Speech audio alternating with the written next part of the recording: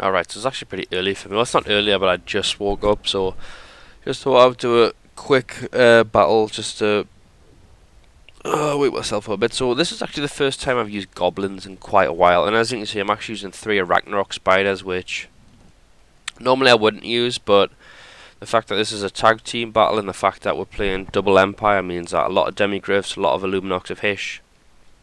Turns out that both of my opponents used neither, but you know, it's not that big a deal because these guys hardly even get any kills. They only last in the battle for like a minute before the battle ends, so this is a pretty short battle. But in terms of army choice, I mean, so what mine was just mainly just, you know, goblins and big bosses, which I think I hide just in case of Illuminox of Hish, because I didn't know what my opponent was going to bring, obviously, whereas MG's army is just, you know, kind of a standard big meat shield, anti-cavalry, anti-infantry type of build. So although he's gone for a lot of Wolf Riders, I mean, these guys were pretty much MVP of the game. Mine weren't great, but his get like 200 kills between them, so it's not bad. So as you can actually see, I've got like these little sneaky night goblins just at the back. As long as these are, as you can see, these are hidden, so as long as you're not sprinting with them, they'll remain hidden, and the point of these guys is just to creep up to the lines and just deal as much damage to the skirmishers, because obviously once we get near the lines, they're going to pull their skirmishers back. So the point is to just get them to here, then just sprint them, and then just try and take them out. They don't get that many kills, honestly, which is unfortunate. I've been trying them out, and it's just not been going too well. Mainly because every time I try and do it, they always get caught by cavalry that's retreating, and they always just for some reason go to this area or the area over there, which is where I sometimes hide them. So in terms of tactics, this battle, the tactics were essentially just, I'm pretty sure it's just break one Empire player and go after the other. As you can see, like, all of our troops are just going straight after the Rocket Stone battery, and we're just kind of ignoring this guy over here. It's actually pretty bizarre. I actually brought a Celestial Wizard, which I've never seen ever on multiplayer. I mean, I don't even use this guy in single player. That's how much I know about the Celestial. 400 hours in, I've never used him ever. So, I mean, as you can see, we're just... Wolves are going to just absolutely decimate this the skirmishers and the rocket battery. I mean, mine don't do great, but I mean, these are just expendable, so as much damage they can do as the crossbows, the better. We're just completely ignoring this Empire player because we want to just crush one side, and then it'll just make it a hell of a lot easier to beat this side. I mean, if you see my Ragnaroks, they're not even anywhere near the battle. These guys get maybe 30 kills between them, so I really don't feel bad using a Ragnaroks, considering how shit they did this battle.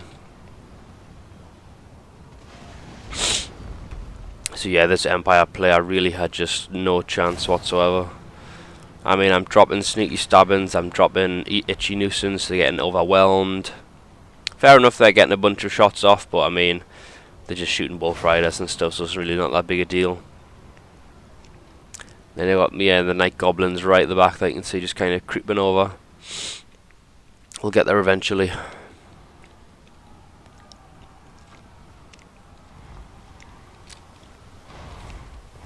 Just dropping itchy nuisance. I don't know how many kills actually. I don't think it got very many kills. But yeah, my Goblin Shaman's going to be completely harassed, like just the entire game, by Franz. Franz is on a Pegasus is really the only guy that can catch the Goblin Shaman, unfortunately. So Shaman doesn't really do a ton this game. I should have kept him in this battle really, because it would have made killing the Shaman very difficult. You know, because he would have to try and, you know, get through the boys, and the boys would hold him down, and then it would just make it a lot easier to kill Franz, and it would keep my guy safe. So I am going to try and keep him alive by smashing into different little infantry engagements, but he's eventually just going to get isolated and killed. Unfortunately, nothing I could do. So as you see, the Night Goblins are getting a little bit closer. Now these guys are actually really good at killing these types of routing troops that'll eventually kind of regain the positioning. So as you can see, I mean, the Night Goblins, as soon as these guys kind of get the bearings back, I mean, there's just fanatics just randomly going about the place. I don't know what the hell just happened there. This is the problem with the fanatics. The fanatics, honestly, they should work the same way hounds worked in Rome 2, where you could actually, like, have a button to release them. So I know I'm actually going to get a decent fanatic shot with this. Oh, it would have been so satisfying if it was an actual kind of, you know, big dense rank. So, I mean, these night goblins are just going to absolutely disintegrate the crossbowmen. I mean, are these worth 450 for what they're going to do? Not really, but it's just pretty funny to use. So as you can see, I mean, in terms of lines, the Empire's just absolutely crumbled. They're all over the bloody place. You got goblins, orcs, arachnaroks just everywhere. I think my night goblin, yeah, my night goblin shaman just routed. It's going to be chased, killed by Franz, which is kind of a shame, but I mean, you have this huge infantry blob. This is just horrendous for the Empire player to deal with. Not to mention, you know, he's got routing troops everywhere, so. And then you have the big boss squad just absolutely tanking all of the cavalry, which is, you know, obviously great for me because the big boss squad is pretty cheap. It's actually cheaper than 2 Empire Knights, yet they can just beat 2 Empire Knights fairly easily. And by the way, we're not actually using any potions either. The stipulation of the server was just no health potions because it kind of breaks it a little bit, so. You know, I mean, having 3 Gobos with 6 potions between them, it's just kind of crazy. So my big boss squad is just kind of, you know, no potions, just big boss squad on spiders. So that's that. Yeah, I thought that these goblins would actually do pretty well against the Celestial, but they really do very little damage. So, and he just killed 11 of them, I think. Oh no, 5. But you know, it's I don't know. We'll see. One day I will actually get a decent charge with the night goblins and take out a piece of artillery that's really expensive that no one expected to be taken out. One day it will happen.